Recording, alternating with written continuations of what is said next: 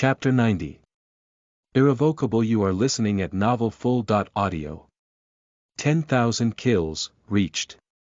As the floating tower sunk back into darkness, Han suddenly felt dizzy and fell down on his butt. His right arm that was holding the silver moon crescent blade was still slightly trembling. 10,000 kills. Han didn't know how long it took him, or how he managed to endure it, but he did it. Within the specified time, he killed 10,000 opponents. Schwa, the screen appeared again. 10,000 kills, complete. Time taken, 47 hours 16 minutes and 25 seconds. Evaluation result, intermediate killing machine. Phew, he let out a long breath. It took 2 full days, no wonder his arm was aching. Let alone killing 10,000 enemies, even if you continuously ate 10,000 chicken wings your arm would hurt too. Soon, the screen appeared again, there was a new instruction. 24 hours later, begin advanced killing machine test. Test topics, random. What do you mean by random? Han shook his head. He couldn't do too much about it. Being extremely tired, he fell asleep right away after taking another nuclear energy pill. Han didn't know how to end this crazy level 7 exam anyways, so he might as well take a break first. Just when Han was taking the difficult test, an old acquaintance of Han was also tossing and turning in the relic.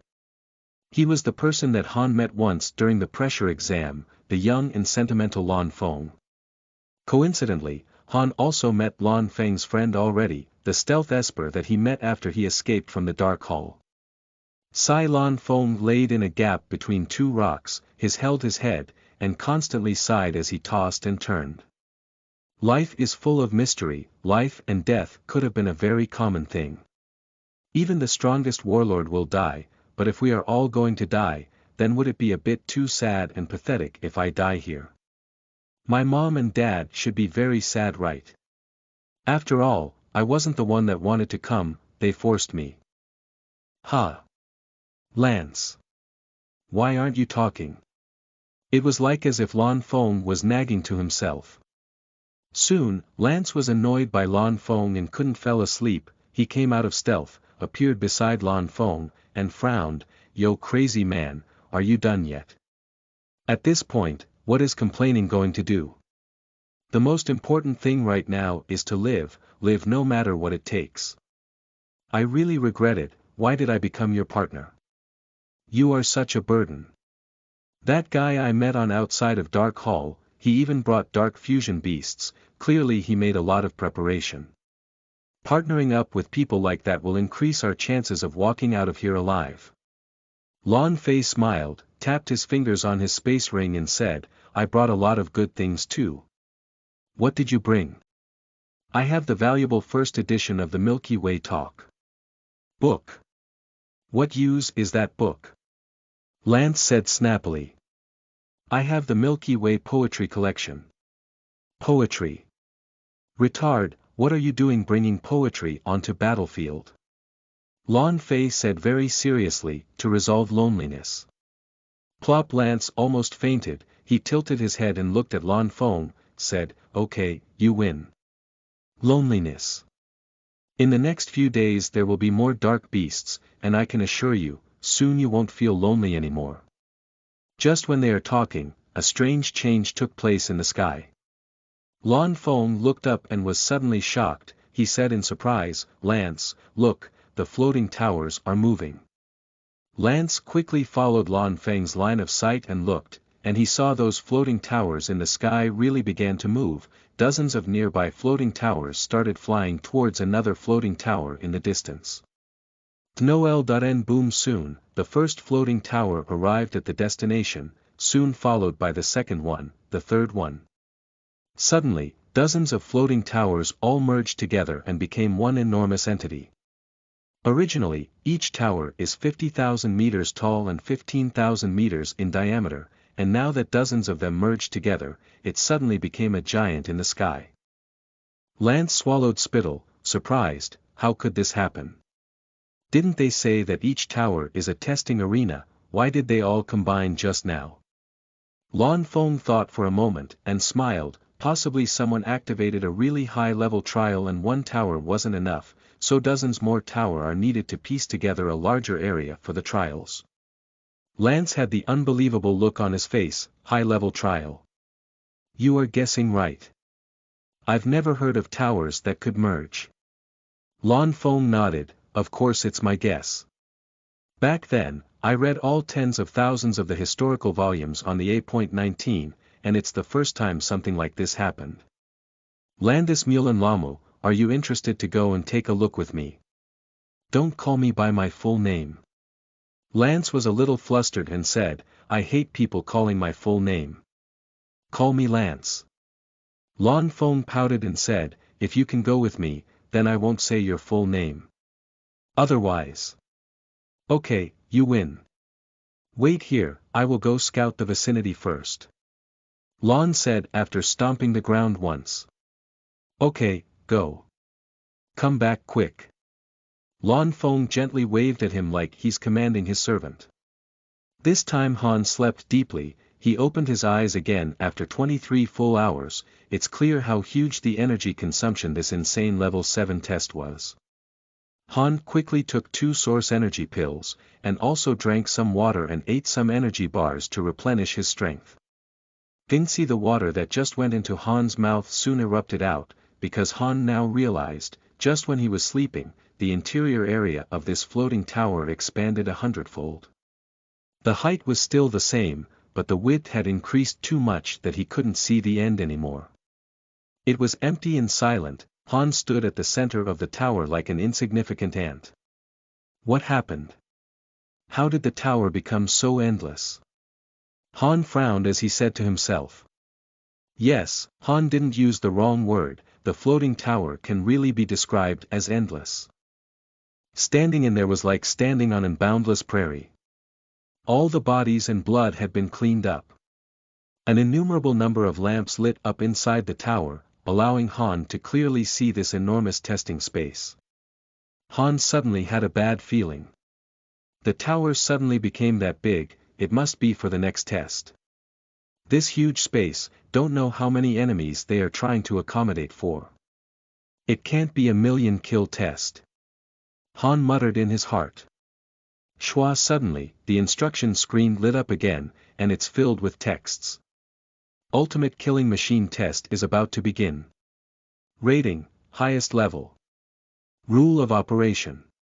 Forced completion, irrevocable. Test topics, randomly selected. Under those words, there is a start button. The moment Han press it, the system will automatically pick a topic. Forced to complete, irrevocable. Han was stunned. The prehistoric civilization is really cruel. So when one gets into the level 7 test, he must complete all the topics. He can't even quit midway. That's a bit too overbearing, right? Actually, what's more overbearing has yet to come. Han has yet to press down the start key, and the system began counting down the seconds. That's forcing Han to take the extremely risky ultimate killing machine test. Forced back to the wall, Han summoned his pride of a virgin and smashed down on the start button. As the saying goes, I can't die yet, I'm still a virgin. Shwa, the display quickly changed, a total of 9 numbers began to flip, probably representing the 9 tests. As the numbers were randomized, Han's heart began to feel hanged up. The numbers finally stopped changing. Han took a closer look. It's 9, he got the 9th ultimate test. According to the law of numbers, 9 is either the easiest or the hardest. Chapter 91. Either the fish dies or the net breaks. You are listening at novelfull.audio. TL. Title is an idiom that describes a life and death struggle. The texts on the screen changed, finally giving specific instructions on the 9th test topic. Test topic. 1,000,000 souls. Test type. Energy simulation.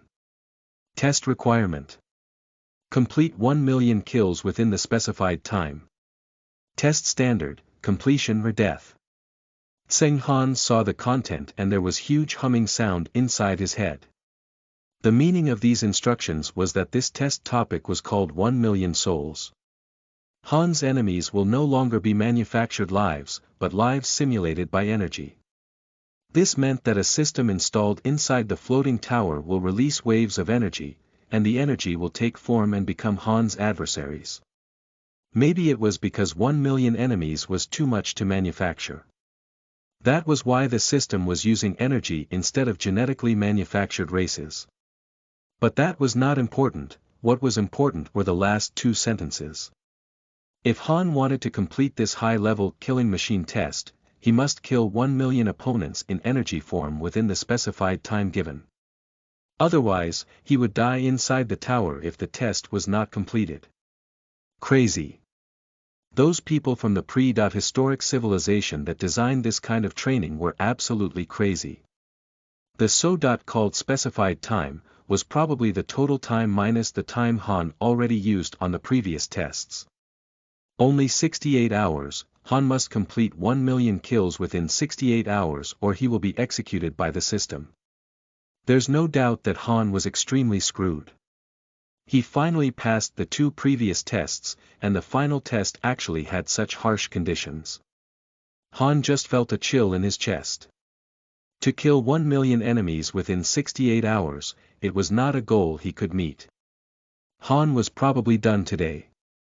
The screen disappeared, and at the same time the floating tower began to activate.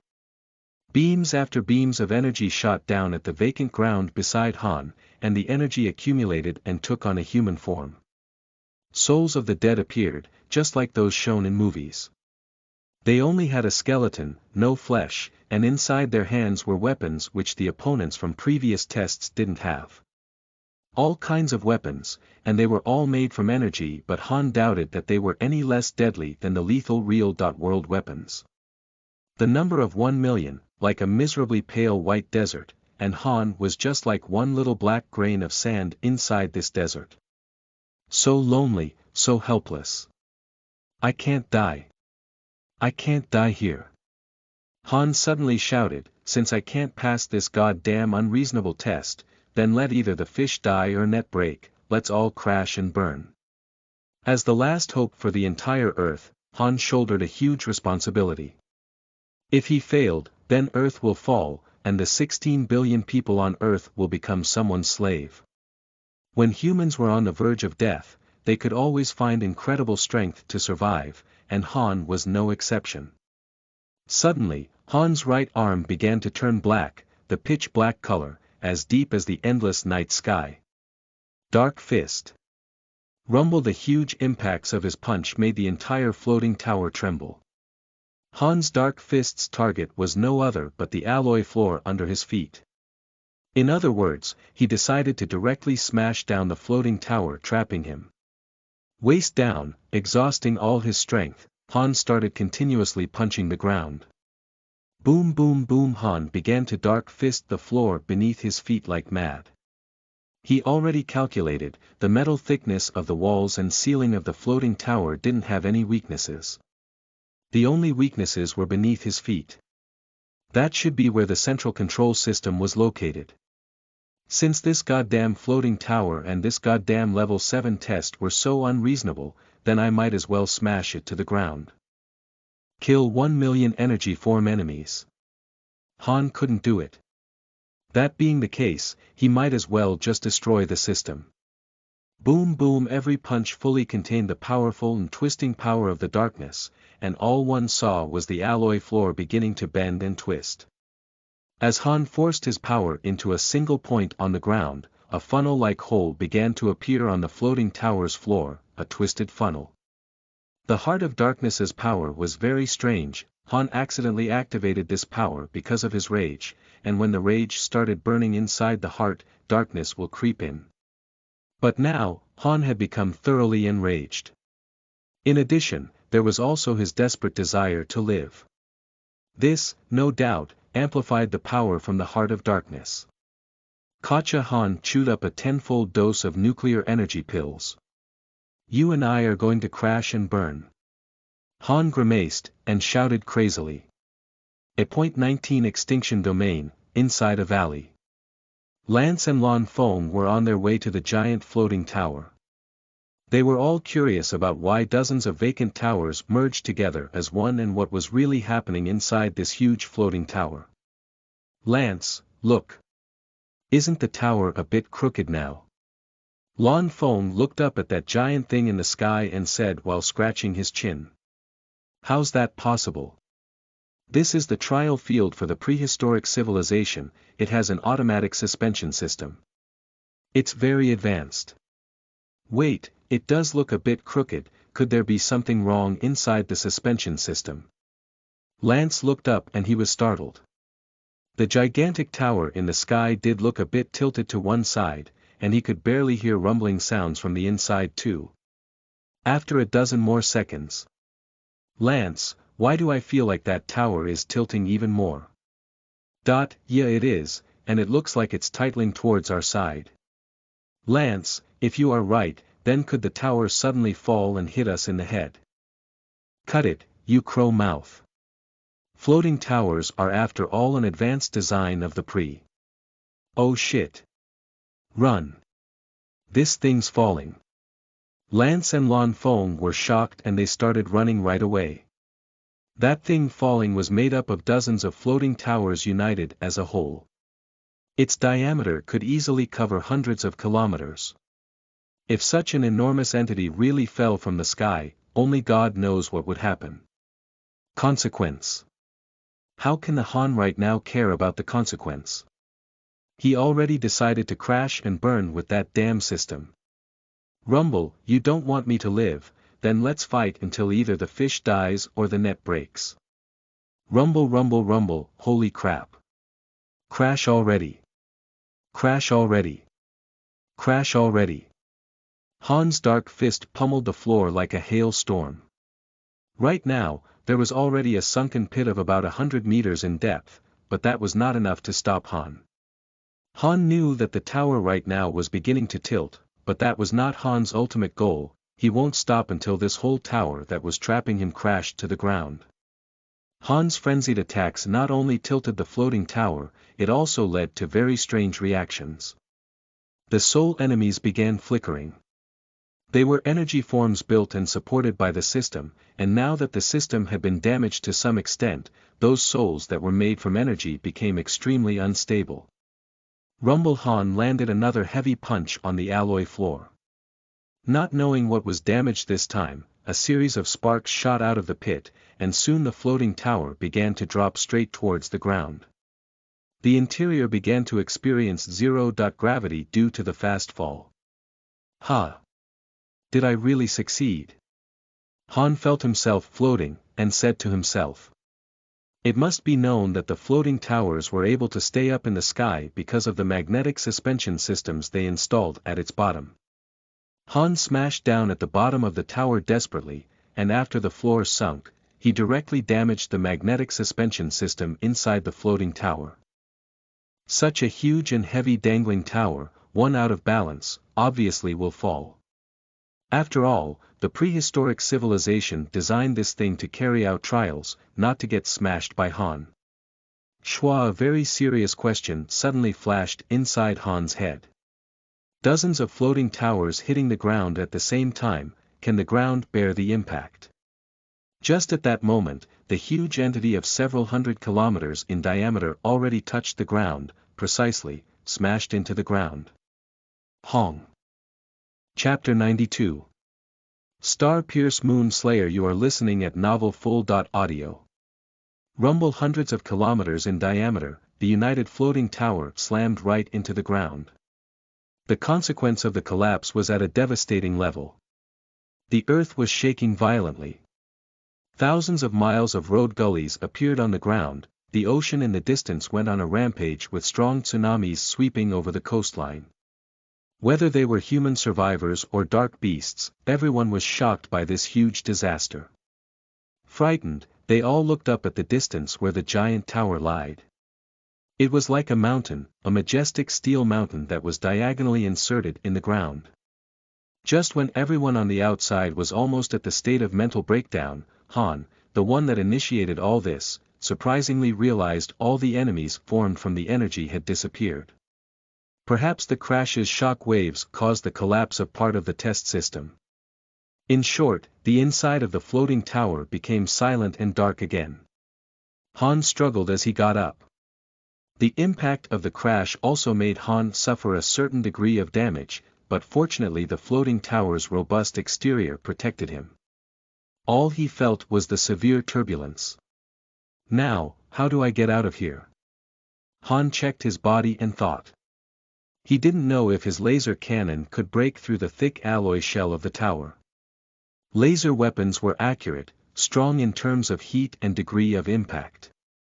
However, penetration wasn't its strong suit, especially for this type of small portable laser weapon. It was simply too difficult to deal with such a thick alloy wall. Maybe only the laser cannons equipped on giant battleships could be enough.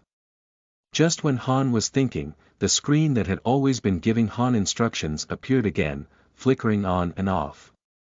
The reason for the flickering should be because the auxiliary system was also subject to a certain degree of damage, but since the projection screen can still operate, it meant that the whole floating tower system wasn't completely destroyed. Advanced Killing Machine Test, passed. Seeing the flashing text, Han was very surprised.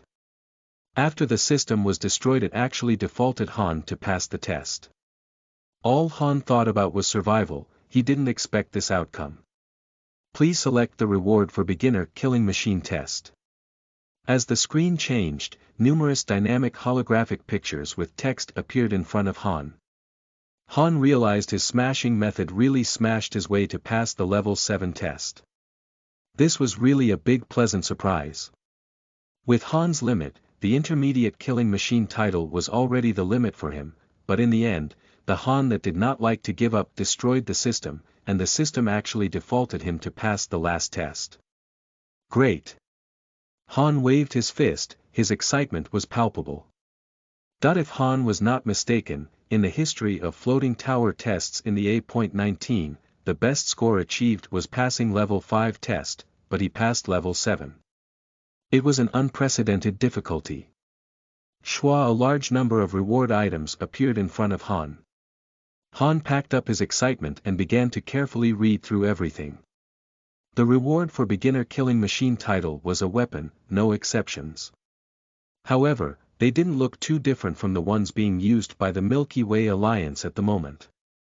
That was because that humans learned everything from the prehistoric civilization, including weapons. Forging a weapon to be used by espers was not an easy task. It involved complex alloy smelting and forging processes. After all, an esper soldier's power was a lot more destructive than normal soldiers. Therefore, weapons designed for them needed to be strengthened repeatedly, and then adapted by the esper soldier's intensive use. Although the style was the same, but these weapons left behind by the prehistoric domain was still significantly better in terms of quality. After all, the weapons obtained directly from the relic were original versions, and those forged by humans were knockoff versions. Of course there will be some gaps. Han scratched his chin and found a weapon that he has never seen before.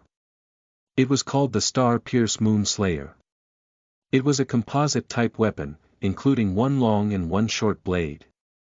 The long one was called the Star Piercer, and the short one was called the Moon Slayer. This type of weapon can be used when the two swords were combined, or he can take them apart and wield one in each hand. He could also combine both weapons' rear and use it as a bigger weapon. One weapon, 3 ways to use, unmatched exquisite workmanship, unparalleled sharpness of the blades. As for the level, it was also the highest among all the weapons. The description showed 6 stars, it was designed for the use of a 6-star quasi-warlord. In fact, humans really learned a lot from the prehistoric civilization, even the esper ranking level system was learned from them. This one then. Han tapped on the screen. Then, a traction beam emerged and slowly handed the Star Pierce Moon Slayer to Han's side. Next was the reward for medium killing machine title, and this time they were all combat suits. In terms of materials, they used high-strength fibers or metal fibers, soft metals, etc. As for the level of these battle suits, they were all 7 stars, which means that they were all built for beginner-level warlords. Warlord-level combat suit. Han's eyes suddenly lit up. His black Kylan combat suit had a torn-up right arm and it was covered in scratches. Because there weren't better alternatives, Han was stuck with it. Now he really needed a higher-level combat suit, and warlord-level combat suits simply couldn't be bought on the market, unless you had a powerful relationship network. It was in Han's nature to like things that were unique, so he picked a battle suit called Elliptical Matrix. Elliptical Matrix was a very interesting combat suit. It has no edges, with instead, a purely curved design, black. It also used nano-dot coating on the exterior which allowed it to produce little to no friction. In simple terms, elliptical matrix was as slippery as a roach. Any enemy's fist hitting it will have its strength be relieved by the combat suit's oval design and slippery surface. It was also difficult to catch people that were in an elliptical matrix suit. The void end could deprive enemies of their ability, so Han didn't really care about how fancy their abilities are. He was just scared of siege battles, getting surrounded by melee or mobility-type espers. Once he had the elliptical matrix, the enemy's physical attack on Han will be greatly reduced. This feature was simply tailored for Han. Soon, the traction beam sent elliptical matrix into Han's hand. Soon followed was the reward for Advanced Killing Machine title, and this time they were all blueprints. Blueprints were not really drawings, but a large database on design and manufacture stored inside a disk. In the Milky Way, there were little existences that were more valuable than blueprints. For example, for a frigate battleship that was sold at $1 billion, it will cost at least 1,000 times that price to acquire that frigate's design, and that was 100 billion GC. And blueprints had no copy features. It was the basis of all industrial technology, from suspended motorcycle to a huge planetary-level space base. They all needed a blueprint in order to be made. The reward for passing the Advanced Killing Machine test was a frigate-level battleship's blueprint. Inside the relic, all the combat suits and weapons will be owned by espers, but all blueprints must be handed to the Alliance once this exploration event ends. Since it will be turned over anyways, Han didn't really read carefully. According to his habit, he chose the most bizarre-looking ship's blueprint again. For Han, handing in blueprints meant contribution scores, and it was an important factor when ranking the survivors at the end. Han could only hand over the valuable blueprint, then say a sentence about not wanting Earth to be colonized by Sally Empire, then those big bosses at the Alliance will nod. Otherwise, for an insignificant character like Han, how much will his words be weight? Last time, Kulake helped Earth avoid the fate of being colonized, and it was exchanged with countless priceless goods from the extinction domain. Now that Han got these 3 babies in his hand, excluding the blueprint that he was going to hand in, this 6-star weapon and 7-star combat suit were both priceless treasures. Han was very content and he was planning to leave. At that moment, the system gave out its 4th reward, Special Guest Reward. This time, the system didn't let Han choose, but directly sent it to his side. Chapter 93. Lunar Mark. You are listening at novelfull.audio. Han was very puzzled because the beam didn't send him anything. Didn't the system say there was a special guest gift? Could it be a system error? Just as Han was thinking, the display lit up again. On top was written, passed 3 tests consecutively, won the title of Advanced Killing Machine, Special Reward. Lunar Mark 1, Hidden Dimension Storage Tool, 1,000 cubic meters of storage space, completely DNA binding, activates on thought. Han was suddenly shocked. These words meant, because he passed all 3 tests, the system rewarded him this thing called a lunar mark that can only be used by him. The key feature of it was that its storage space was 1,000 cubic meters. In the Milky Way, an 1 cubic meter storage ring could be sold for 50 million GC, and a storage ring of 10 cubic meters was worth at least 700 million. How much was a 1,000 cubic meters storage tool worth? Han was not sure, because such an advanced storage tool couldn't be bought. Even if it could be, it would be valued over 100 billion GC, right? Moreover, the lunar mark was hidden. Han couldn't see it because it was still in stealth mode and it hasn't made its appearance yet. Lunar mark. Han thought. Shwa, all he saw was a silver necklace in front of him with a forefront ornament. Han quickly grabbed the lunar mark. Its texture was cool and smooth. He gently touched that black dimensional storm, and saw the enormous space inside. 1,000 cubic meters. It could only be more, not less. Do-vi-ko, stealth. Han wore the lunar mark on his neck, and commanded it in his heart to be invisible. Then, what silver necklace? The only thing left on his neck was the necklace that his mother left him. Han was way too excited. This necklace was too awesome. Not only did it have a huge storage space, it could also become invisible. That meant, even if he filled it up with all the goodies he found in the relic and got out, he wouldn't be caught by the Alliance because, after all, the lunar mark couldn't be seen or touched. It had already bounded with Han's DNA, which meant that it will only be opened upon summoning. A large risk usually meant a larger reward. Han got 4 treasures in one swoop inside this level 7 trial field. Its total value was at least over 200 billion GC. If Han can get out of here alive, he will be rich. Kacha, the gate that sealed the floating tower, opened up. Han thought about it and decided to put on the elliptical matrix combat suit he just got, and put the star-pierced moon slayer on his back. He then packed up his blueprint and strode out. The scene outside surprised Han. Cracked ground, the earth was covered with bottomless ravines, huge mountains completely shattered by the huge tower. The whole scene was as tragic as if there had just been a world war. Han.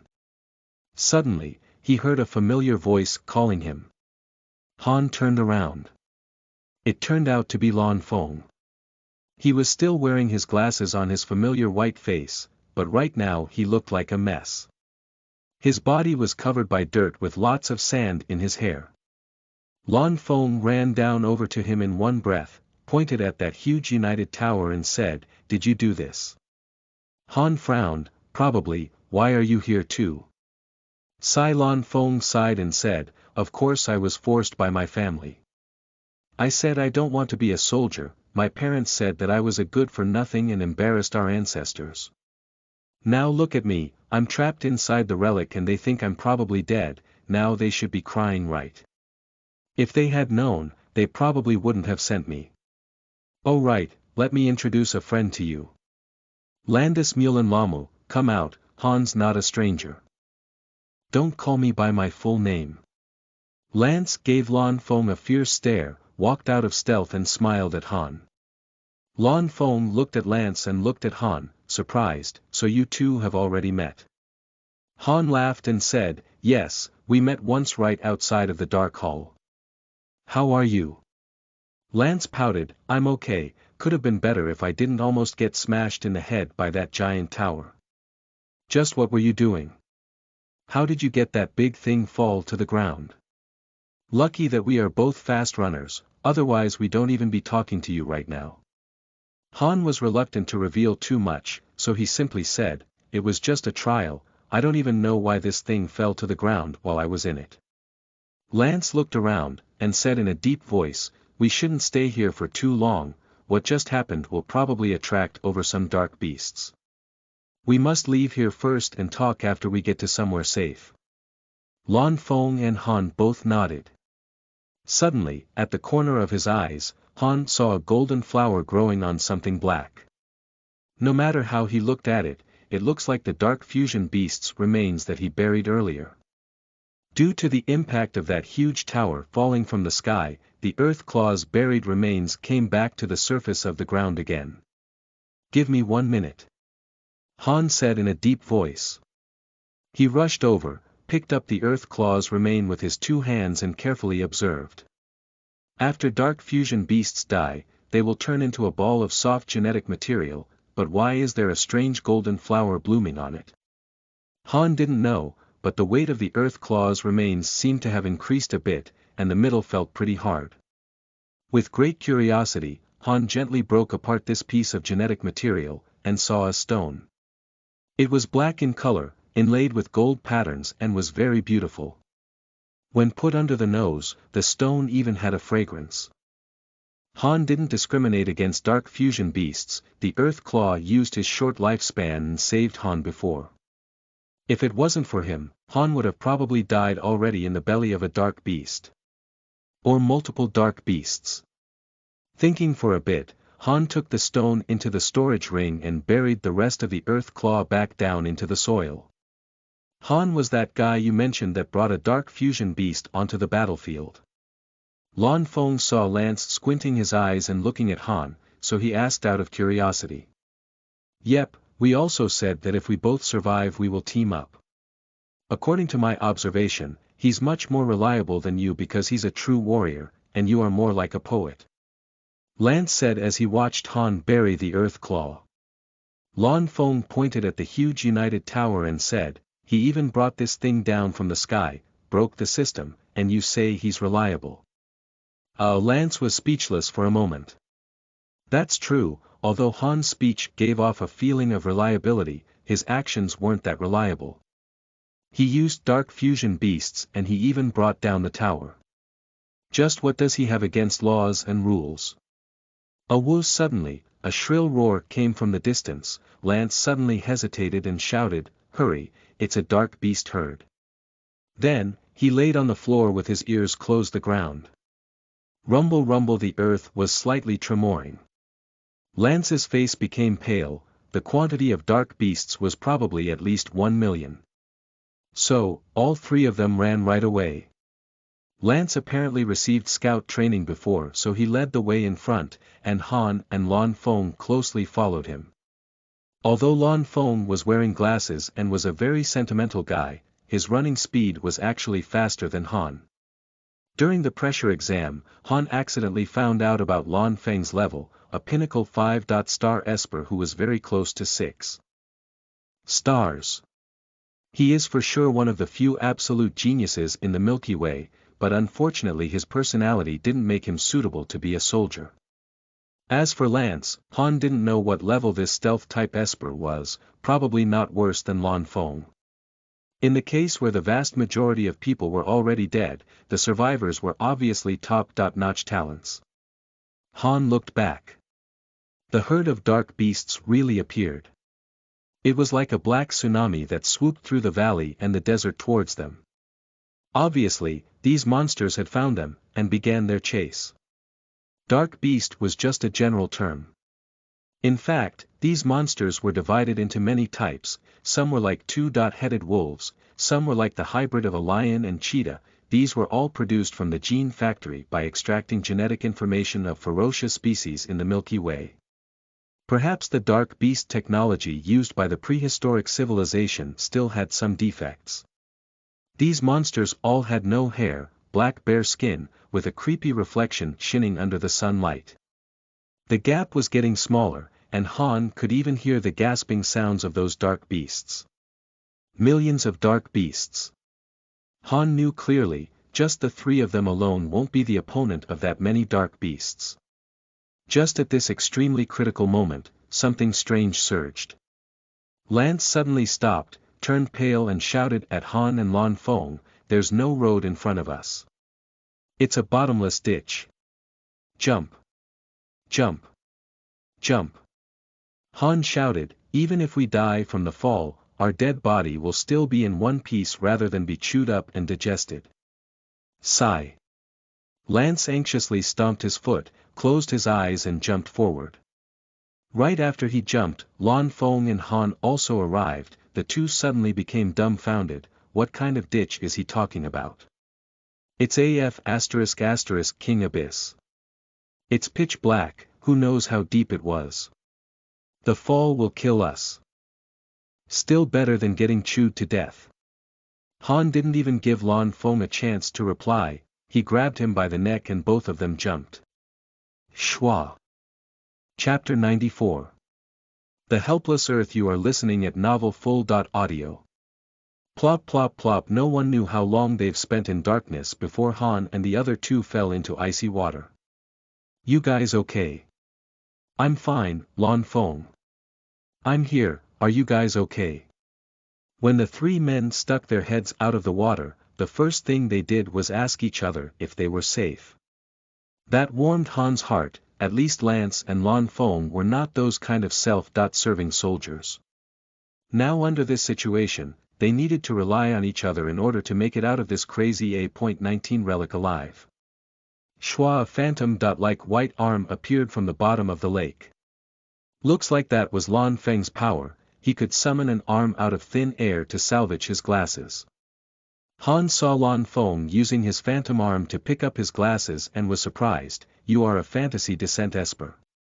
Lan Feng explained like it was not a big deal. "Yep, my power is called Phantom Seeker, it has an okay combat strength. Otherwise, my parents wouldn't have forced me to become a soldier." Han knew, Lan Feng was for sure being modest. Fantasy descents were divided into two categories. One was virtual and one was real. Virtual fantasy was like a movie, it can be seen but not felt, and Lan Feng's power was clearly the higher level real fantasy type. The phantom arm he summoned looks like a mirage, but it can be used to easily strangle the enemy. On the side, Lance interrupted, "It seems that we are lucky, those dark beasts didn't follow us and jump, and I thought that they would desperately come down with us." Han's eyes were grave. He shook his head and said in a deep voice, "I don't think this is lucky, maybe those dark beasts knew how scary it is down here so they didn't dare to jump. It can't be, right? There's still something that they dark beasts are scared of." Lance felt that Han's words were a bit terrifying, so he showed a little disbelief. "Shoo, there seems to be a light coming over." Han suddenly raised his eyes and said to Lance and Lan Feng. They just saw a little dot of light, weak like a firefly, slowly approaching them. "It's just a little thing, probably a fly." Lan Feng gently touched his dimensional storage ring, took out a compound light stick, gently bent it, and threw it towards the little light source. Shua, the light stick was activated, the light gradually strengthened, and shortly the lake and the underground world were illuminated. When Han and the other two took a look at that firefly, they were about cry. What firefly? It was a huge fish with a blob of fat on its head. Aside from that blob of fat, the rest of its body was pitch black. Its teeth were all randomly grown out of its mouth, and each tooth was at least half a meter long and sharper than blade. "Oh shit, it's a monster fish." Lan Feng shrunk his head and said. "Wrong, it's not just one, but a school." Han's eyes coldly scanned around and said in a deep voice. Inside the dark icy lake, countless light dots were swarming in, like stars in the sky. Miracle System, 4th star. Relic exploration was one of the routine activities at every Milky Way meet, and what was more important was the executive summit that was being participated by the representatives of the 13,000 human countries in Milky Way. The Milky Way's executive summit was also held for 30 days. After the soldiers return from the relic, the summit just finishes too. At that time, a great feast will be held to celebrate the victorious return of the soldiers and also a successful summit of the executives. After that would be the General Assembly and distribution phase. The soldiers that successful return from the extinction domain will be rewarded according to their contribution, and those treasures they handed in to the Alliance will be distributed among the powerful countries. Although it was one of the biggest events in the Milky Way, this year it was a bit gray due to the tragedy happening in the A-19. As of today, the number of survivors had fallen below 1,000. It was a casualty rate of over 99% and was without question a disaster that will affect the entire Milky Way galaxy. But existences like politicians were extremely stone-hearted. Although on various occasions, when facing with the news media, the head politicians in various countries all act as if they are under extreme pain, and those with good acting can even cover their face with tears. Then, turning their face over, these politicians began to fight for their own interests during the summit again. To them, young people can be fostered again, but gains are something they must fight for. Conspiracy, secret operations, the most cunning politicians were all gathered together at the Milky Way meet. You can imagine how dark this meeting was going to be. Politicians can just move their lips a few times, and they can decide the life and death of billions of civilians. Technology, weapons, people, territory, none of them couldn't be traded for in the eyes of a politician, nor is there anything that can stop them from trading it. The young soldiers inside the A.19 extinction domain were still struggling, but the Milky Way meet was already being held in accordance with the established schedule. Every day, at that luxurious and huge conference, countless trades were being performed.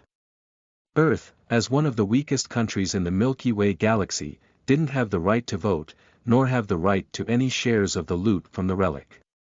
All they do is send a representative to sit in the corner. The Prime Minister of Earth Pan Yulin was especially tense today. He sat in the corner and from time to time he would wipe the sweat off his forehead with a handkerchief. Secretary Rhodes, who came with him, had his fists clenched tightly since the beginning of the meeting, and his hands had turned numb ages ago. Today was the key moment that decided the fate of Earth. The Sally Empire proposed to colonize Earth, and if no accidents happen today, the Milky Way Alliance will discuss the issue and cast a vote on this issue. Prime Minister, do not stress, we had visited more than 300 delegates, and even if 30% of the delegates support us, then we will have about 100 votes, and the Alliance will consider our request. Secretary Rhodes whispered beside Pan Yulin's ears. Pan Yulin sighed and said, I don't dream about 30%, if there can be even 20 I will be extremely thankful. Rhodes quickly said, Prime Minister, don't worry, reason is not on the side of Sally Empire, directly reallocating the control of a country to another country as a colony. Earth did not do anything wrong, how can they be that unreasonable? Pan Yulin lightly nodded but didn't say anything. Reason was what he is relying on the most, he felt that the alliance wouldn't be unreasonable, right? Earth had always been living a peaceful life on its own. Although poor, it did not ask for any subsidies from the alliance. If such a low-key and cautious country was going to be colonized, then there really isn't any justice. Ever since coming here, Pan Yulin and his team has been running around day and night, visiting all the politicians that they could talk to. They had been treated with courtesy, but they had also been directly kicked out before. For the sake of Earth, Pan Yulin and the diplomatic team had no complaints, even when people curse in front of their face, Pan Yulin still kept a smile on his face. In order for the people on Earth to continue live freely, Pan Yulin was willing to put up with all of that. Today is the moment that decides the fate. The summit for over 13,000 countries, there were many issues so everything processed quickly. Finally, the anchor of today's summit, Prime Minister Pastor from Ganlead Republic, said in a deep voice, end of last topic, Macaron Empire must return Jim Gill Federation the 13 cargo ships, otherwise the Alliance will apply economic sanctions to the Macaron Empire. This decision is final, no appeal. The next topic is, Alliance member Sally Empire proposed to colonize observer member Earth, please see document B517 for details. In this document, Sally Empire listed 29 evidences that Earth, as a sovereign country, is too weak, among the last 100 places in the entire Milky Way. But does Sally Empire have sufficient reason to accept Earth as a colony? This question needs the careful consideration of delegates. If there's something you want to say, please press the button in front of you. Right after Pastor finished, beside him, also a representative from the 12 permanent managing member countries, Prime Minister Mode of the Ganges Republic asked to speak. Pastor smiled and asked, Prime Minister Mode, do you want to say something about this matter? Mode nodded lightly. He showed no emotion on his face and said in a deep voice, on behalf of the Ganges Republic, I support Sally Empire's proposal. Earth Federation is incompetent, unworthy as a sovereign country to stay in the alliance.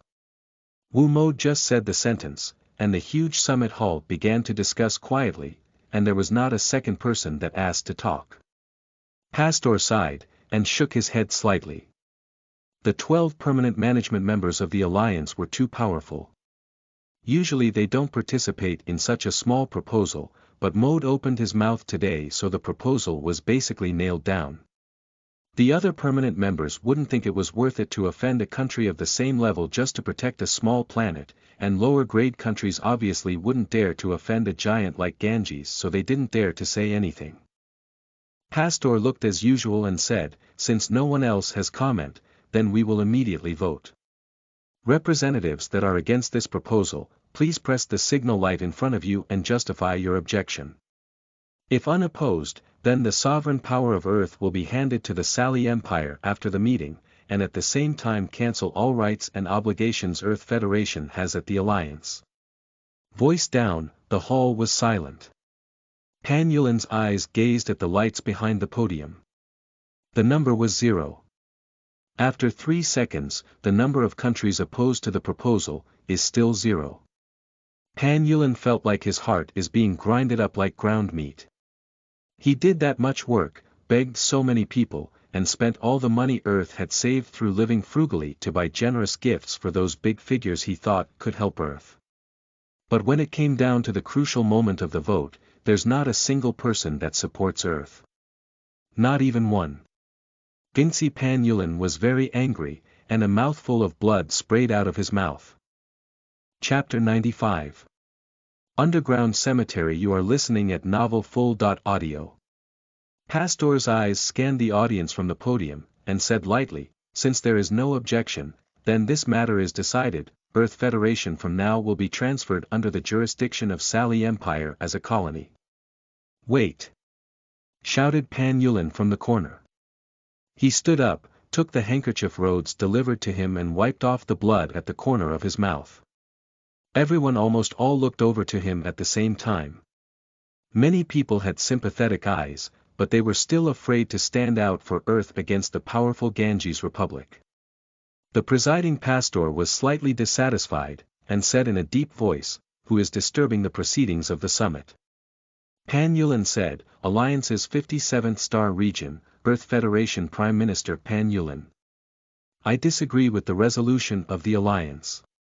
Just as he finished, everyone heard Sally Empire's Chancellery Levi sneering, "The Constitution law already states that observer member countries don't have the right to speak or vote, so you are not qualified to talk here."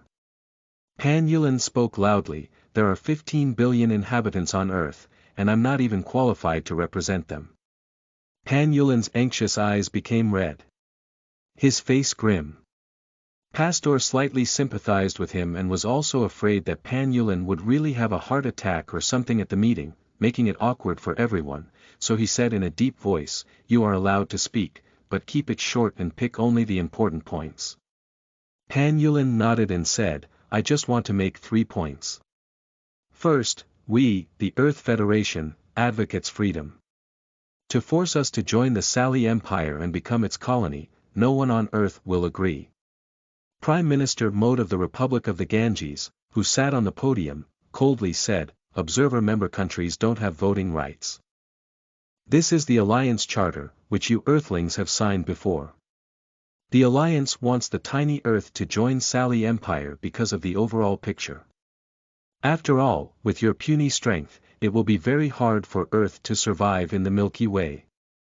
The voting result is the final resolution of the Alliance, your protest is invalid." Quiet discussions began again. No one knew how many benefits the Sally Empire gave to the Ganges Republic, but it seems that this time the Ganges has decided to help Sally Empire take over Earth. Unfortunately for Pan Yulin, he spared no effort for the sake of Earth, but to encounter a powerful figure like Mode, it was no different than striking a rock as an egg. He can only consider it bad luck.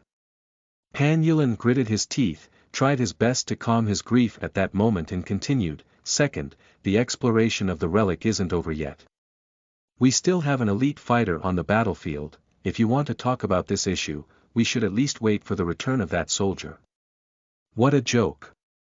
Sally Empire's Chancellery Levi sneered again, "You guys are at least a sovereign country, but you only have 1 soldier qualified for the event. That's enough to show how incompetent Earth is. I wasn't going to make fun of you on that, and you actually brought it up yourself. Do you have any sense of shame? The relic has only been open for 5 days, and the casualty rate is already high at 99%. That means there are less than 1,000 survivors, so what makes you think that your soldier can come out alive? Just as his voice faded, Mode followed, even if your soldier makes it out alive, so what? Last time the Alliance didn't pass the proposal to colonize Earth because Kulake from your planet made a huge contribution to the Alliance, you must remember that. Mode and Levi echoed each other, working together to strangle Pan Yulin's argument. Pan Yulin's face could not be more pale. He knew clearly that this time, Earth was probably doomed, so he gritted his teeth and said, "Third, our planet Earth has a B.class domain. According to the Constitution, countries that can explore B.class relics automatically gain the identity of a member country of the Alliance. If after the exploration event ends, Han couldn't make it out of the relic, then Earth Federation will open the B.class extinction domain itself, in order to prove it worthy as a member country and a free sovereign country." All the representatives present began whispering. Earth had an unopened B.class domain, only a few countries knew that, and it is still the first time for the majority members to hear that a small planet like Earth actually has a B.class domain. No wonder the Ganges Republic and Sally Empire are that aggressive and determined to colonize Earth. Yep, B.class relics are divided into many types. If the one on Earth belongs to the more valuable types, then that is a huge fortune. Looks like this representative of Earth was really forced into a corner. He even revealed their B.class relic to the public, that's equal to hanging himself on fire. That way, not only the Sally Empire wants Earth, there will be more countries that will start acting in secret. Psi, with the current power of Earth, forcefully activating the B.class relic is like suiciding. If a herd of dark beasts get out of the relic, then their whole planet will be in trouble. Wouldn't that be better? If the people on Earth are all killed by the roaming dark beasts, then the planet will be easily occupied by other countries and they won't even have to be responsible for those inhabitants on Earth. The politicians at the scene were busy discussing who didn't like a B.class relic. Among the 6,000 member countries, only a few had B.class relics. If Earth could actually explore that relic, not to mention upgrading from observer to member country, Earth might even upgrade to the level of temporary management country. But, the consequence of Pan Yulin's desperate attempt was obvious. Now, not only Ganges and Sally, even more big countries began eyeing Earth. Pan Yulin, as the Prime Minister of Earth, obviously knew the risks associated with revealing this to the public, but he really had no other way. If the meeting didn't go well, then he will forcefully activate the B.class domain. That plan was made before he left for this meet. Levi's face began to look kind of bad. They didn't expect Earth to still have a little tough bone, and they are even carrying out that trick to let either the fish die or the net breaks. TL. So both Earth and Sally Empire doesn't get the B.class relic because other stronger countries will join the battle for Earth. Mode sneered and gave Levi a signal. The meaning was clear: if Earth opened the B.class relic, then they are dead. If they don't, they will be the prey of other strong countries, so they are still dead. Either way, don't worry, Earth is doomed. Pastor, the man presiding the summit, slightly frowned and said in a deep voice, "Earth has a B.class relic. You should have mentioned it earlier. Now that the voting phase have been completed, the results cannot be easily overturned.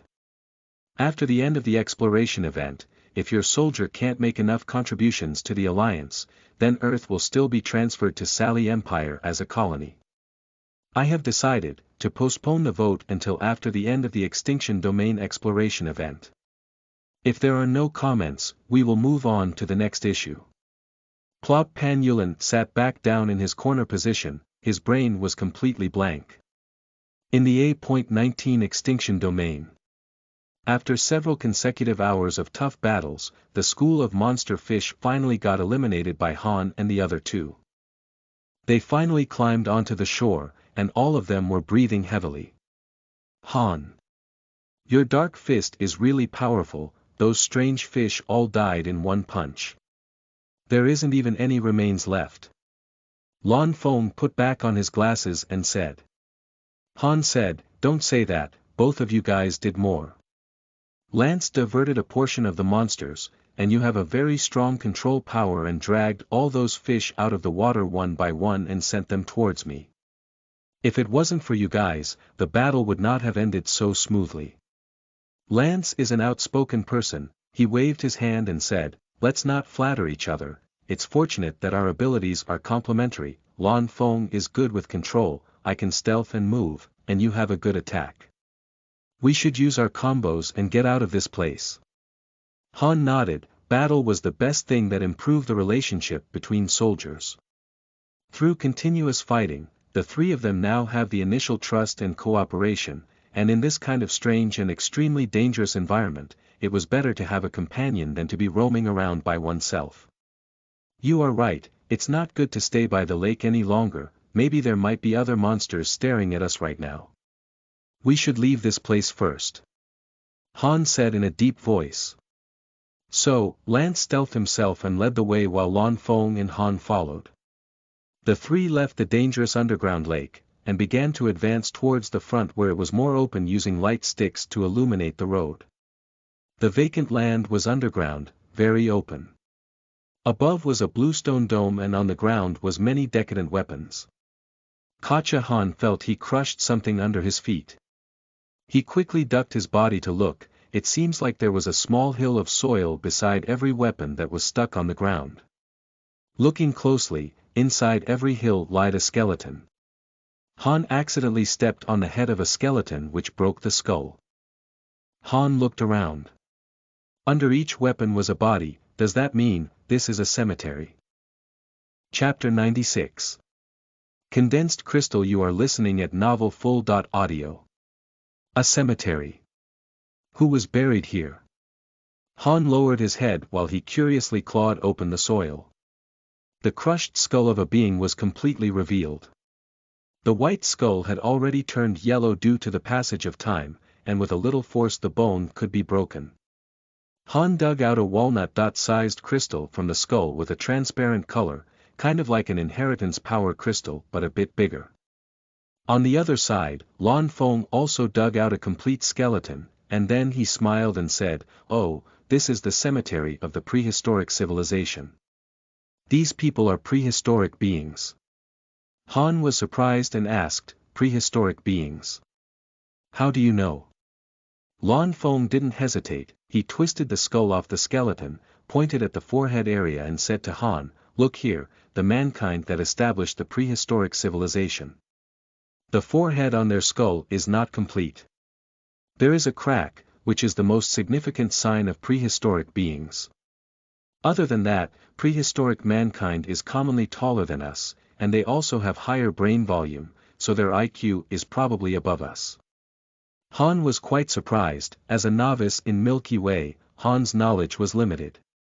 What Lan Feng was saying was something Han had never heard before. At this moment, Lance also said, after all, Lan Feng is from a family with a big background, this guy is very knowledgeable. He's right, the race that established the prehistoric civilization is very similar to us, it's just that there's a crack on their forehead. We can get into the prehistoric civilization's extinction domain and also be able to participate in the trials set up by them. It's all because the system couldn't distinguish between us and the pre-historic mankind, and from this we can see that our physical structure is very similar. There were thousands of corpses buried here. These should be prehistoric soldiers who died from trials. They were buried here after they died, and these should be weapons used by them at that time. Han slightly frowned. He showed the crystal he found to Lan Feng and Lance, and asked in curiosity, is this thing an inheritance power crystal? Kacha Lan Feng also crushed a skull, from which he also took out a transparent crystal and said, this is the product of the condensed 0-degree brain region after the prehistoric beings die, which is said to contain source energy and a lot of other random things. Some radical scientists can use this thing to improve beginner Esper's source energy, but that's an illegal activity which was long banned by the association. If you sell these condensed crystals to those crazy scientists, you can get some money, but otherwise it's useless. After he finished, Lan Feng was about to throw away that piece of condensed crystal, so Han quickly grabbed that crystal from Lan Feng's hand and stuffed it into the dimensional ring. Hey, don't throw it away, man, didn't you say it can be sold for money? Lan Feng blinked and said, like, it's not a big deal, condensed crystals aren't worth much, it's just something like 2 or 3 million GC, that's all. And this stuff is also illegal. Just 2 or 3 million GC. Han really want to give Lan Feng a few punches. These kids from big rich families were really incomprehensible. Now thinking back, originally, just in order to make a few GC, Han had to work on the dark net day and night with barely any sleep. Han looked at Lan Feng. A few million GC can be this readily discarded. Without further actions, Han began to claw one grave after another to collect those condensed crystals, and also conveniently collecting all those weapons that were plugged on the graves. Why are you guys just standing there? Why not hurry over and help? Han yelled at Lan Feng and Lance, help me collect all those condensed crystals and usable weapons. Lan Feng and Lance just stared at each other. Lance then took a look at the cemetery and frowned, there are at least tens of thousands of graves, it's too much of a waste of time, right? Lan Feng sighed, crouched down, pulled out a head out of the soil, crushed it, took out the condensed crystal, and then said in a deep voice, Landis Mulan Lamu, if you got time to chat you might as well do some work. Han is a very stubborn, you won't be able to convince him. Don't call me by my full name. Lance growled again, his face turned dark as he pulled out a skeleton with a bored face. Why is it that Lance gets angry every time you call him by his full name? Han was puzzled. Although he whispered, it was still heard by Lance. Pouting his mouth, Lance said quietly, my last name is Landis, my whole family are assassins, we have an okay reputation. Lan Feng started laughing and said. Han's not an outside anymore, you don't have to hide it from Han anymore. Who doesn't know your Landis family are the kings of assassinations? As for reputation, it might be a bit too much to say it's notorious, but it's true that only a few people aren't afraid of your Landis clan. Lance got a bit excited after hearing that, the skull inside his hand was crushed into powder. Perhaps he also felt that he was overreacting a bit. Lance stood up and said in a deep voice, I am me, my family is my family, we are not the same. You guys stay here, I will go scout the nearby area. After he finished, Lance's figure disappeared into the darkness. His stealth ability not only could protect himself, but also produced the element of surprise, and that made Han feel a sense of awe. Lan Feng sighed and said, Lance's family is very dark. As long as you pay, the Landis clan will kill anyone. They are famous for recognizing nothing but money. As the only one different in the family, Lance's life is quite hard. Han nodded, not everyone is capable of working as a killer. To cultivate someone to become a killer, one must first devoid him of humanity. If Lance's whole family were assassins, then he would certainly have some psychological problems, growing up in that environment. Hey man, how much longer will we need to dig all these graves? After Lan Feng dug out a few corpses, he looked around a little discouragingly and said, I guess I will just use my power. Shua Han just saw Lan Feng put his palms together and muttered the words. Phantom arm. Boom! Suddenly, countless phantom arms appeared in the cemetery, quickly ripping away the soil layer, dragging out the corpse inside, crushing the skull to get the condensed crystal, and then collecting them along with the weapons that were stuck in the ground. Lan Feng's ability truly really magical. Han really wanted to know what else he could summon other than phantom arms. After all, espers with top-tier powers all had their own secrets. If Lan Feng wanted to reveal something to Han, then he would naturally say it. But if he didn't want to, then it was useless if Han asked. Soon, Lan Feng helped Han collect those condensed crystals. The quantity was above 10,000, there were also 4,000 weapons which are all top-quality goods crafted by the prehistoric civilization. Over 10,000 crystals, plus over 4,000 weapons, that's going to be at least 7 or 8 billion GC of value. The poor boy Han happily said to himself. Although he had already acquired more than 200 billion GC of fortune before, he still got very excited. After all, Han had been too poor for most of his life, right now he still cared about even 1 GC. Obviously, a young master born from a rich family like Lan Feng wouldn't care about that money. However, he didn't know that Han had some other plans in mind. When he heard that these condensed crystals could be used to improve Esper Soldier's power source index, he immediately got an idea. There were way too many low-level Espers on Earth. If he could bring back these crystals and give them to Nightwalker for research, maybe he can help Earth build a legion that's even more high-level. And as for those high-level weapons, they were also urgently needed by Earth. Just after Han and Lan Feng finished packing, Lance came back running. He pointed at the distance and said, "There is another strange place to go, there are a lot of skeletons of huge beasts. You guys should go check it out too." Han and Lan Feng nodded and followed Lance. Looking at the dark underground world and the cemetery which had already been turned into a mess by him, some questions began to surface inside Han. Soldiers' graves and huge beast skeletons, just what exactly is this place? Chapter 97. Close to Gene Factory. You are listening at novelfull.audio. Han and the other two didn't have to go far. After passing a U-shaped cave, the front suddenly opened up. It was a vast underground world. Giant beast skeletons were poking out of the heavy layer of sand. There were no complete set of skeletons, all the bones of those monsters were broken up and scattered randomly. Although the skeletons were not complete, it was not hard to guess that, based on length of those white bones, that its owner were giants. One of the ribs exposed out of the sand being over thousands of meters. Lan Feng frowned and said, "These are dark beasts." Han was shocked and he asked surprisingly, "How do you know?" Lan Feng approached a skeleton, pointed at the one short and one long forearm bones and said, "The prehistoric civilization were trying to achieve the limits of evolution, and the dark beasts were the best evidence."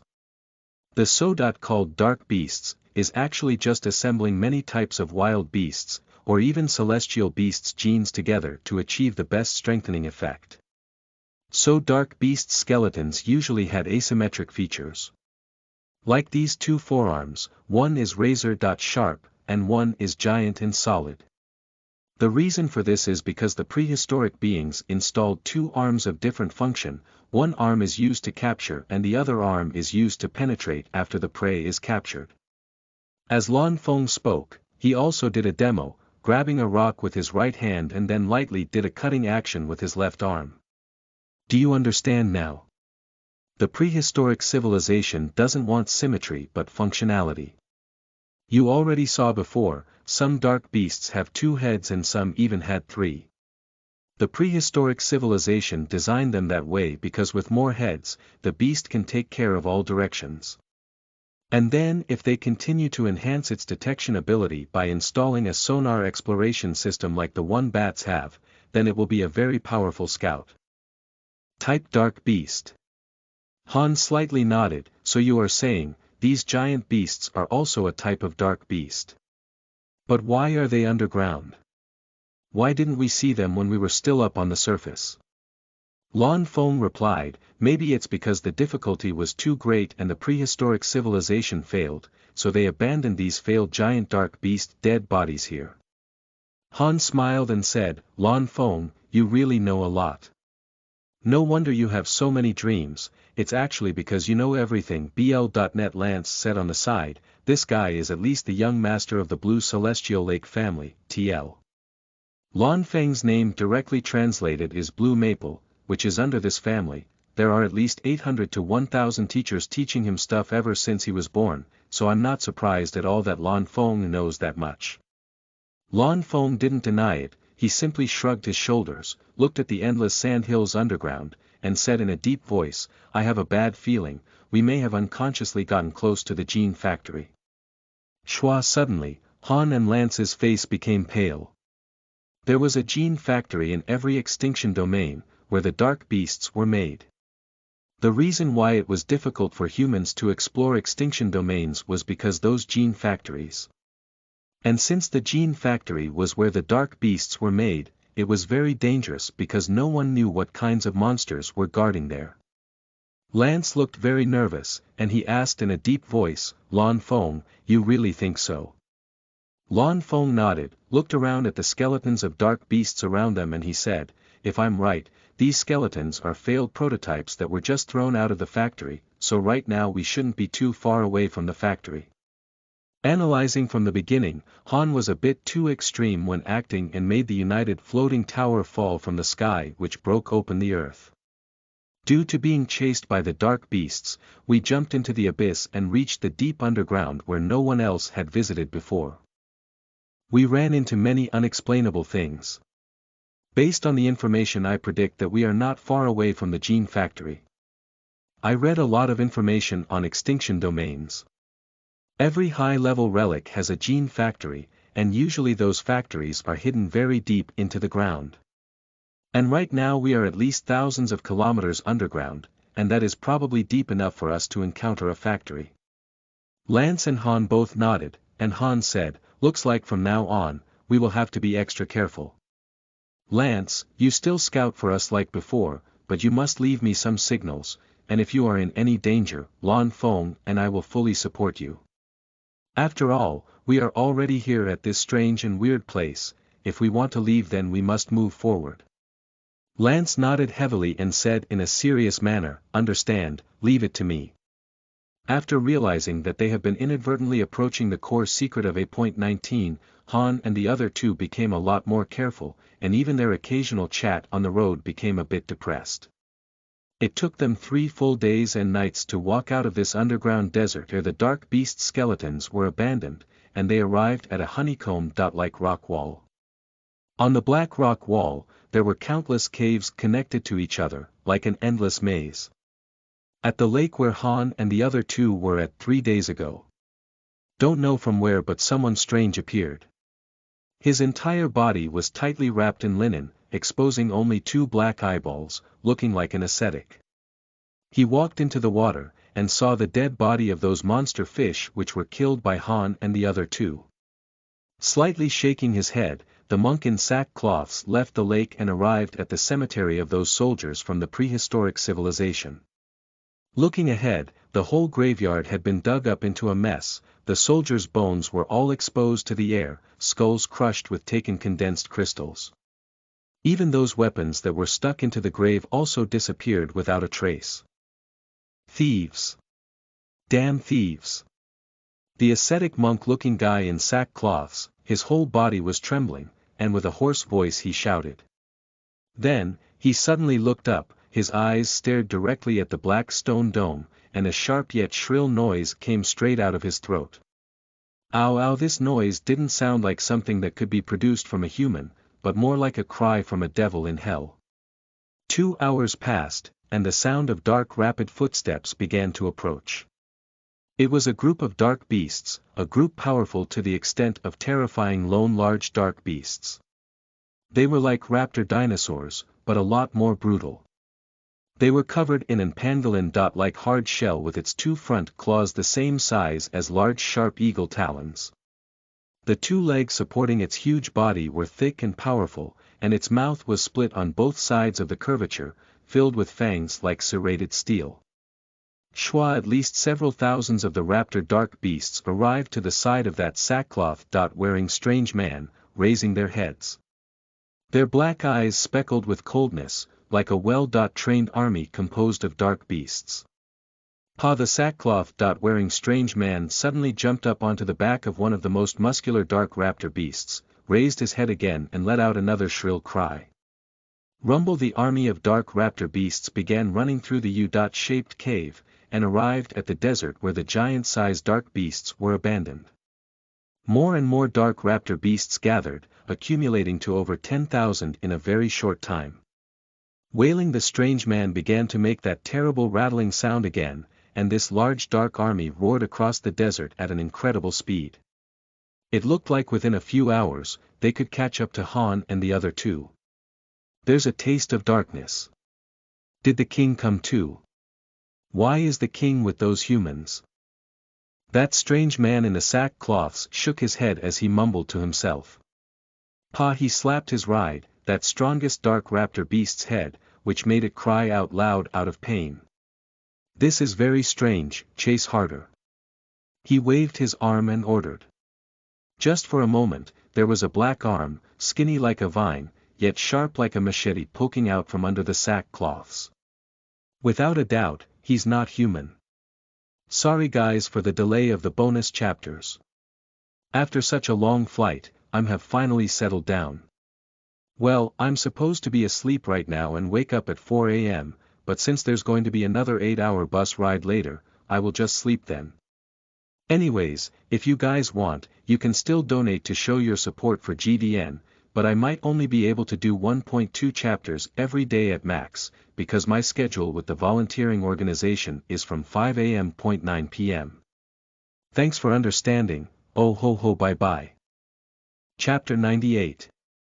Earth's Decision and Han's Trouble. You are listening at novelfull.audio. Earth, Nazca Wilderness, outside of a mysterious underground gate. After receiving the latest news from Pan Yulin, Li Yu was deeply worried. He took a walk outside for a while and unknowingly came here. Looking closely, he saw Long Chuan here as well. He drove his electric wheelchair here, and was smoking outside of that tightly sealed gate. There were already a dozen cigarette butts on the ground. Apparently Long Chuan had been here for a long time. Long Chuan looked around, and saw Li Yu too. He smiled and asked, "You are here too?" Li Yu let out a sigh and said in deep voice, "Couldn't sleep, so I came here to take a look. You are a little worried about Han, right?"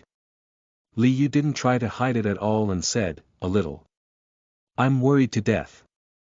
Although I really admire Han's powerful combat strength and a full body of tough bones, but his luck is really terrible.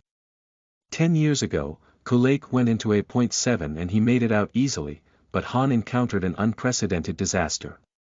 In a blink of an eye, 100,000 young talents were killed to leave only a few hundreds behind, and I'm really doubting if Han is among the list of that few hundred lucky survivors. And, there are also 20-something days left to the end of this exploration event, and that's what's killing me."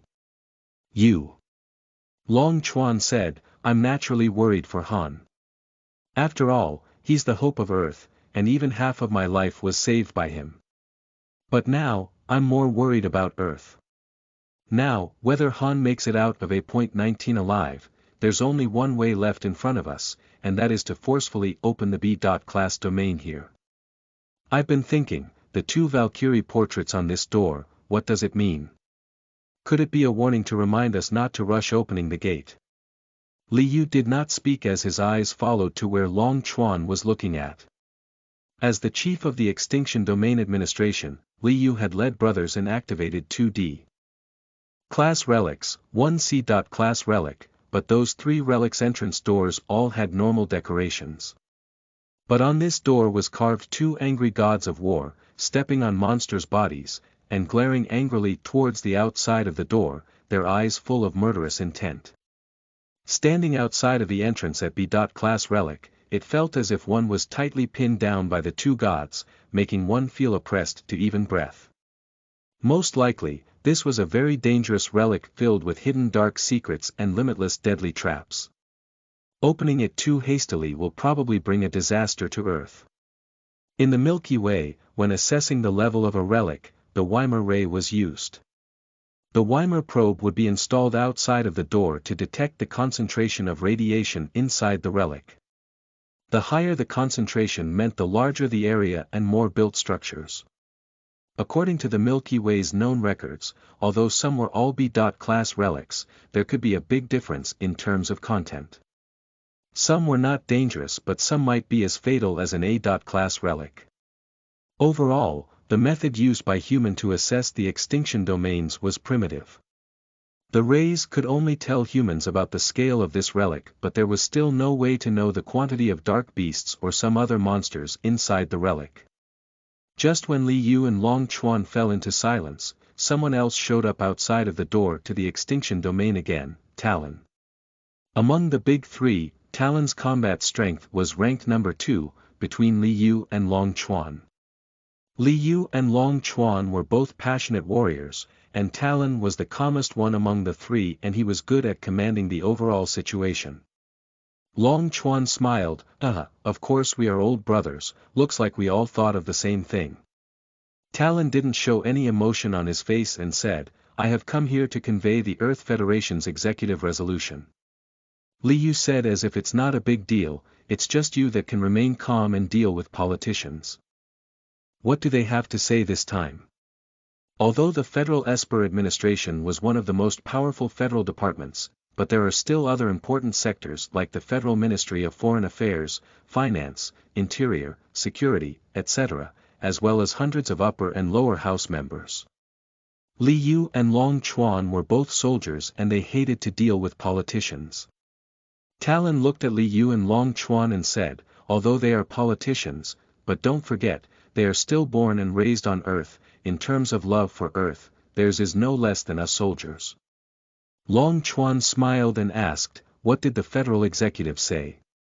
Talon's look became a bit cold and he said in a deep voice, with immediate effect, Earth Federation's Esper Administration becomes the federal supreme authority, to command the opening of Relic and ward off foreign invaders and all activities related to the Relic, not bound by any rule of law. Long Chuan was shocked for a moment and he said seriously, so that means, Esper Administration's legal capacity is now above the Prime Minister and the Parliament. Yes, both houses of Parliament unanimously agreed, and immediately granted the Esper Administration absolute authority.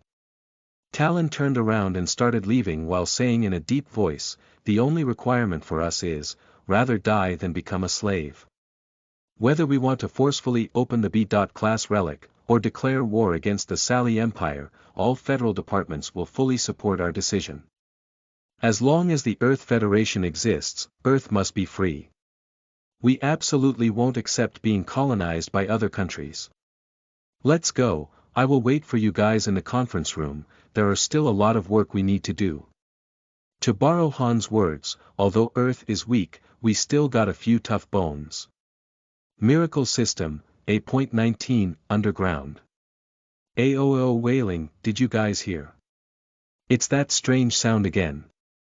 Lan Feng said as his ears stood up. Han frowned, this sound was first heard several hours before, and it was getting closer and closer. Such a shrill voice made Han and the other two very nervous. Lance, can we speed up? Han asked Lance who was scouting the road ahead. Lance didn't exit his invisible form and just said, not even accelerate, I think we are already back at where we were earlier again, what the hell? This stupid place is like a maze.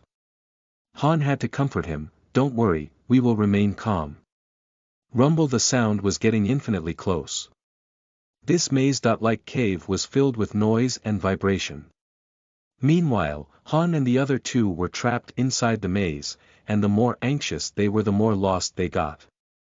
The number is way too many, it will be an uphill battle. Lan Feng frowned as he said to Han, judging by the sound it must be dark beasts, and it should be the more advanced species. We might be in some trouble.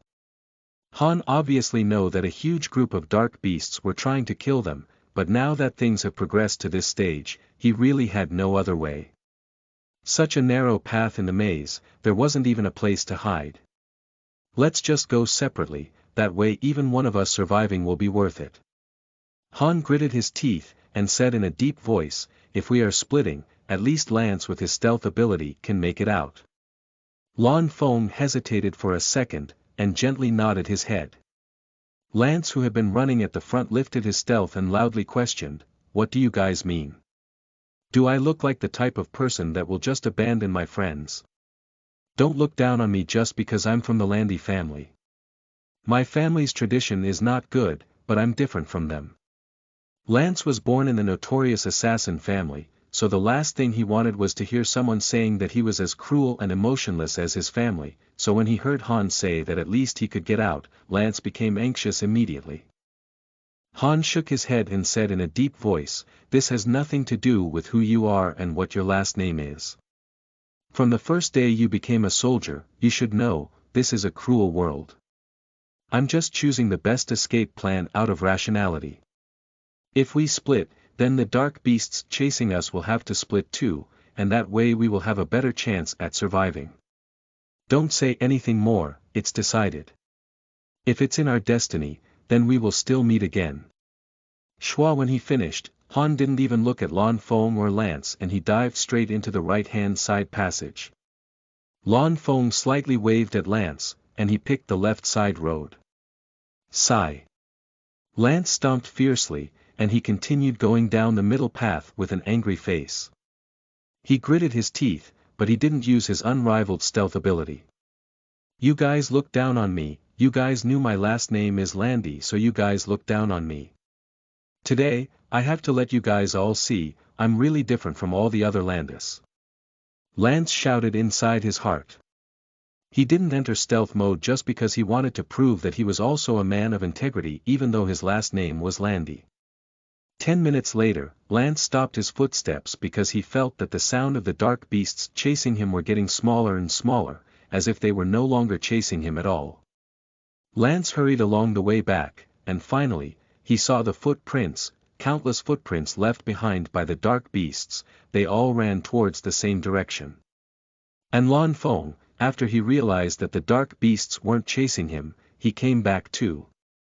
What really happened? The dark beasts all went to chase Han. How would I know? What the F***K is happening? Lan Feng and Lance stared at each other and they became speechless. Chapter 99.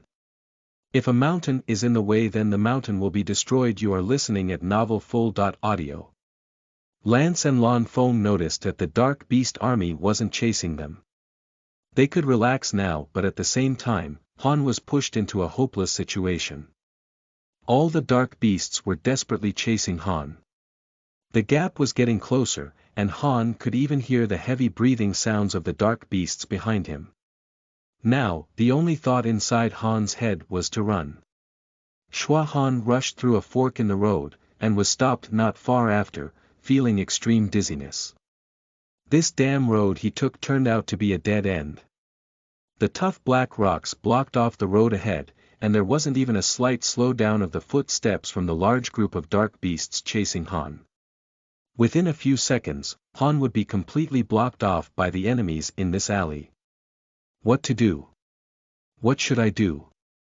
At this moment of life and death, an unprecedented desire for survival emerged inside Han. The hope of the entire earth was placed on his shoulders. He can't die. He could have accepted defeat any times, but not today because there was just way too much on the line. If there is no road, then he can still make his own road. Power of darkness, fully activate. Schwa. Suddenly, Han's right arm began to be covered with miraculous black elements, as deep as the endless dark night sky. Waving his fists, Han started throwing his fists at that damn rock that was blocking his path. King break. Forced into a dead end, Han became like a mad beast. The heart of darkness's power completely exploded under the hopeless situation.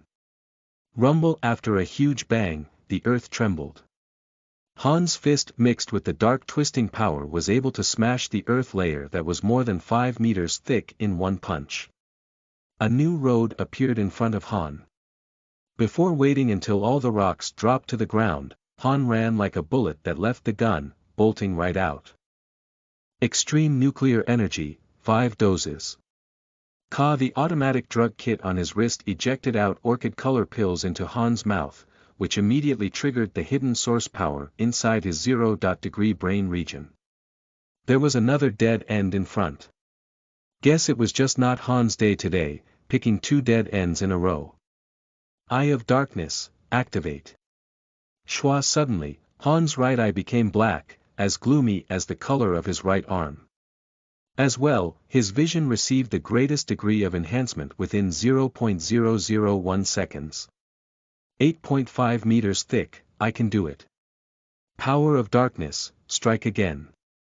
Rumble. What was the old saying about digging a path when you meet a mountain, and building a bridge when you meet water? This was the perfect example. Han, a human, replied with the force of darkness and his, not over until he's dead, spirit, actually reached an advanced model excavator effect. He didn't care anymore about whether there was a road ahead, he would just sweep over with his power of darkness and shatter whatever stood in his way. Han took out a small-sized plant storage box from his spatial ring, placed it bottom up on his left hand, and then pressed the open button. Punxsutawney fresh blood began to slide down non-stop from Han's left hand. The plant inside the box was just like a horrifying bug. After coming into contact with Han's skin, it used its sharp root to directly pierce into Han's skin, and the vine began to suck out Han's blood mouthful after mouthful. Dark class synthetic plant, bloodthirsty black wind vine. Creation of the dark genetic scientists of the dark web, a powerful dark battle-type plant that fed off of the soldier's blood and source energy. Schwa the bloodthirsty black wind vine relied on Han's blood and source energy and quickly grew up. Every second, a large quantity of blood would be consumed by this evil dark plant to turn into their own energy. Han's left arm really hurt and his veins were exposed to the air. The bloodthirsty dark wind vine was obviously an illegal plant prohibited by the Milky Way Alliance. Plenty of soldiers in the past had gotten all their blood sucked out alive when using it. But in the situation now, Han couldn't afford to care too much now. The dark beasts were getting closer. There were even a few times when Han could see the huge beast's head and sharp teeth from the corner of his eye. Han's situation was really worrying. He kept using his energy to break down the rock barriers non-stop and act like a pathfinder, but the group of dark beasts just needed to follow Han. As time passed, Han's energy consumption became more and more serious, but the terrifying dark beasts were still quite energetic as they slowly closed their gap with Han. In order to survive, Han needed to use all the cards in his hand. Within only a few seconds, the bloodthirsty dark wind vine began to grow at an insane speed. From the size of a bean, it quickly grew into hundreds of meters of long vines, each vine like a giant eagle's talon.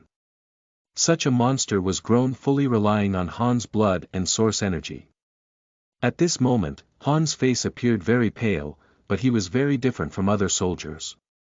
He had the power of darkness and the incredible anti-toxin body which allowed him to take nuclear source energy pills and other alternatives, so activating the bloodthirsty vine wouldn't be life-threatening. One vine was just dragging behind him, and it began dancing in the air, smashing down the rock walls as he passed.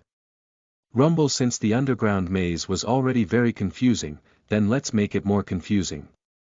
While drilling at high speeds, Han also smashed the walls to destroy the path he created. Anywhere Han went, the walls collapsed and large areas after areas of rocks were shattered, and the maze, like underground caves, suddenly became a bunch of ruins. The energy consumption was incredible, but Han's face grew more pale, and his footsteps became increasingly frail. However, the mass-scale destruction was not stopping yet. If there was no way to get out of this maze, then we will just destroy it. Han used his illegal and extreme methods and made his own path. The dark beast's roaring noises died away, and Han could finally feel relieved. Schwa, the scene in front of his eyes suddenly changed. Han didn't know at all where he arrived at, but the rocky layers disappeared, and it was replaced by azure ice. Inside the ice were circular channels that led deeper underground. Plop! Han's legs suddenly became soft, and he slipped on the ice. It was like entering a fast downward passage, his speed accelerated, and he was surrounded by blue ice layers. Now that the rocky layers were destroyed, does he have to destroy these ice layers? Of course. He started waving the bloodthirsty vine around more insanely, shattering those blue ice layers. Cracked ice landslide. Whenever Han passed, there was an avalanche effect. Layers after layers of blue ice was destroyed, and they fell on top of each other, resulting in more ice breaking.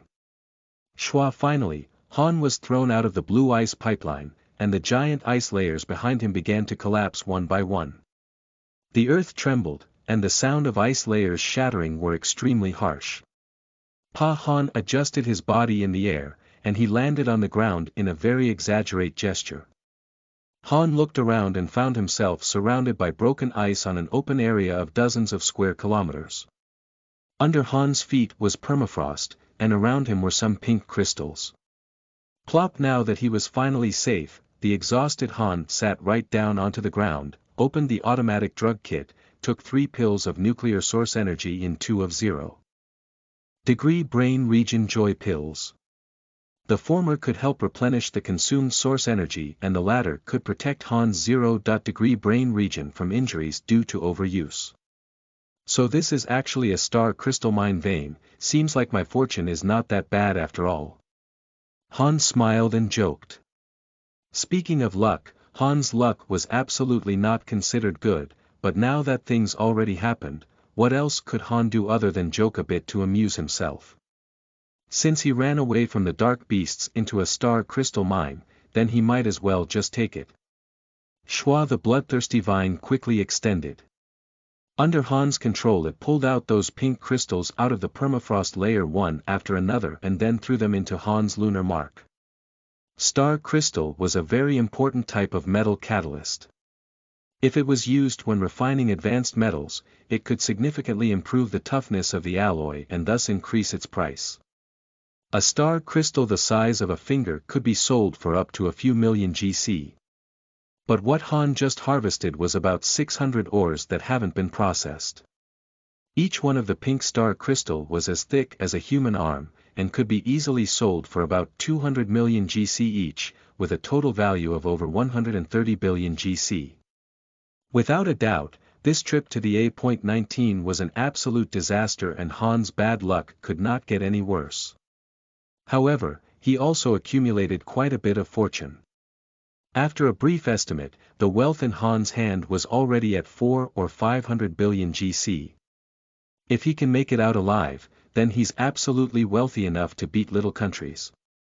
Anyways, the lifespan of the bloodthirsty vine far exceeded Earth claws. As long as there's blood and source energy, then this evil plant won't die. The process of using a dark wind vine to harvest pink star crystals was also a break for Han, and he finally recovered about 70% of his energy. Not daring to stay here any longer, he stood up and was about to leave.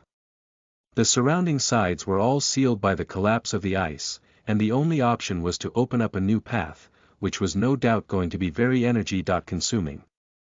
Suddenly, just when Han was preparing to move, something happened.